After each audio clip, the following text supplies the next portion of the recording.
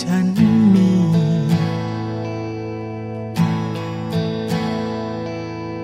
ของมีค่าใดไม่อาจแทนค่าเทียมเท่าสิ่งนี้ความรักสร้างเธอมอบเธอให้ฉันคุ้มครองตลอดไปเจ้าคือดาวดวงน้อยของพ่อจับมือพ่อเอาไว้พ่อจะพาเจ้าเดินข้ามไปสู่ปลายทางที่ดี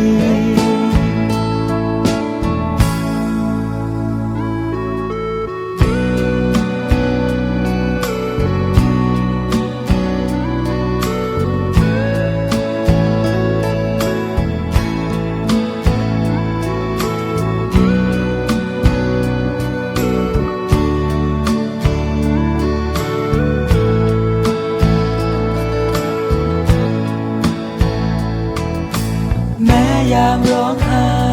คอยปลอบยามเหน็บหนาวให้ผ้าห่ม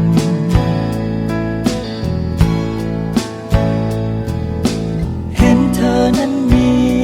ความสุขลำบากตายก็ทนไว้เป็นสา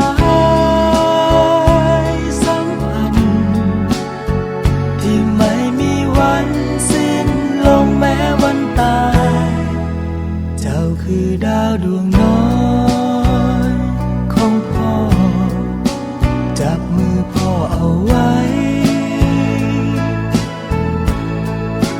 พ่อจะพาเจ้าเดิ